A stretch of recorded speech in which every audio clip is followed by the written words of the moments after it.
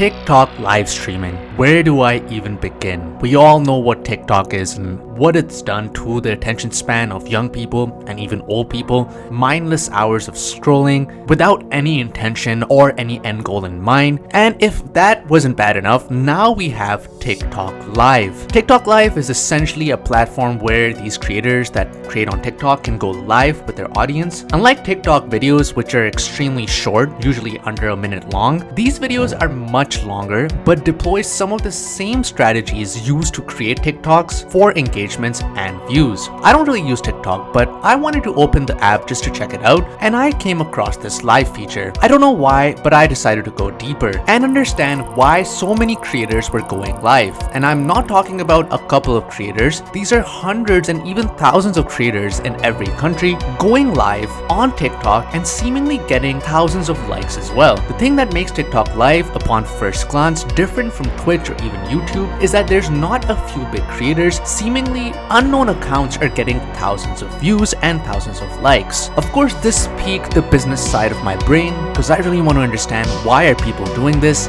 I wish I had stopped there, but I didn't, just to understand the cringe business of TikTok Live better.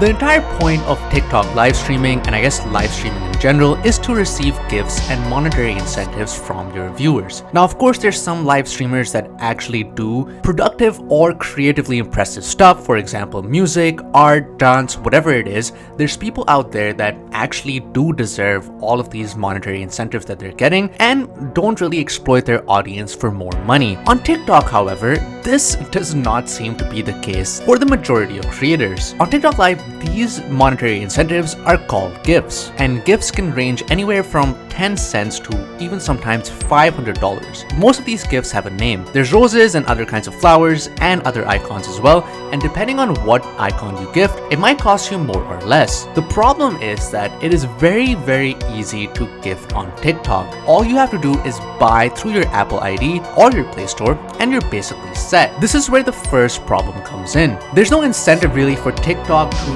not motivate you to spend money, and just pressing the button of an icon, for example a rose icon, can get out of hand extremely quickly. And we've not even talked about the tactics these creators are using yet, which we will get to soon. This, combined with the fact that most of TikTok's audience are young people, with 60% of users being between the ages of 16 and 24, leads to a big problem. With most of these people, around 70% according to research, also confirming that they think that live content is more engaging than pre-recorded videos. This ease of spend that is designed by TikTok really plays into the problem. And to add to this, TikTok has also gamified this, with there being tiered levels to gifters. Users ascend through these levels as they send more gifts, and the pinnacle of this hierarchy is level 25, where the users actually receive special recognition in the form of a banner displaying their username every time they join a live session. Reaching these levels, for example, if you want to reach level 30, requires spending a lot of money. An investment of 367,000 diamonds on TikTok, which is approximately $6,500. And with each of these diamonds costing maybe a few cents to $1, as you're spending, like we said, you don't really recognize how much you're spending over the long run. Reaching level 30, 32 or whatever doesn't really get you anything except that banner and maybe some new followers. And once again, this relationship is extremely parasocial, with the streamer only wanting more money from you. Something that people perhaps do not understand because of severe mental health issues and other issues that have plagued society recently, leading to an increasingly lonely life, especially for younger people. This is where the second part of the toxicity, which brings the cringe, comes in, and that is the ranking of creators on TikTok Live. By the way, if you're enjoying this video so far, please smash the like button and the subscribe button. It really helps with the YouTube algorithm, and maybe, who knows, I'll start TikTok live streaming as well. Just kidding. There's weekly rankings that TikTok has where creators vie for top positions and gifts. These coveted spots, also known as weekly rankings, even daily rankings, are extremely sought after, and creators want to get on these so that they're pushed by the TikTok algorithm. This leads to the gamification of TikTok Live again, also called battles. These battles are divided into red and blue teams. When the timer goes down, you have to support the creator that you like by donating to help them win. Some of these creators are even making $328,000 a day doing these TikTok lives. Now, this is actually unreal. I could not believe when I actually saw this, but there's actual adults out there sitting and encouraging people to gift to them because they want to beat another adult online in this virtual battle. Essentially, this battle is whoever gets the most gifts. Once again, TikTok has gamified this where there being other objectives as well. For certain periods, if you gift a certain icon, the creator gets more of a score, so on and so forth. And these creators are practically begging their viewers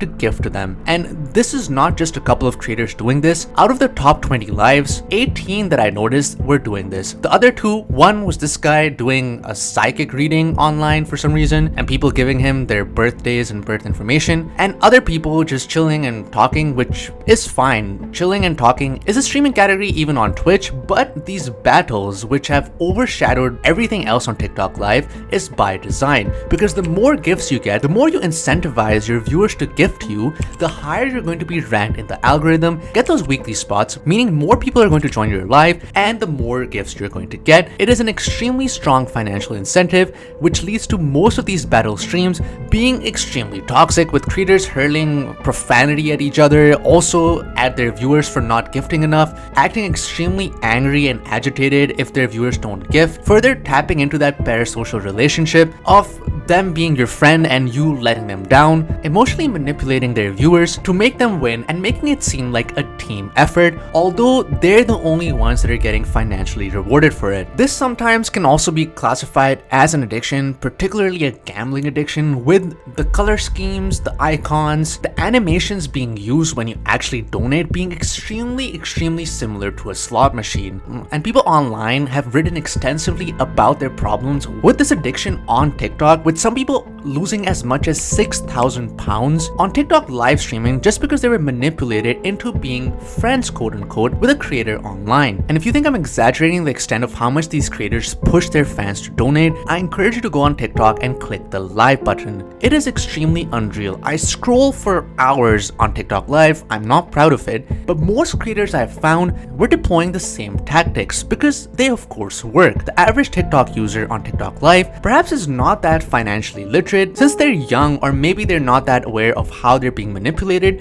You can go to most lives in the top 20, top 30, 40 or 50 and they're getting thousands of dollars if not hundreds of dollars in donation for not much work. This got so bad for me that at one time I thought that it is a me problem and I'm at the wrong side of TikTok live, but really I could not find any other real content on TikTok live except these battles for the most part. There's also some other people pretending to work and asking people to disturb them by donating certain gifts and certain icons. The classic sleep stream, which you can also see on Twitch and YouTube, the fortune teller that we already talked about, and these weird TikTok NPCs where once again they act a certain character out and they want you to donate certain things to them for them to say some dialogue. For example, this person trying to be Miles Morales, also known as the animated Spider-Man, and saying some dialogues that the real Miles Morales' character would say if certain donations are made. This creator, also called Baby Doll, also went viral for having dialogues that she says when certain donations are made. And what makes this dangerous is not the creators doing this, they're financially incentivized to do it, it's the lack of regulation by TikTok itself and the ease of spending. You could donate $500 easily to Baby Doll and not notice it,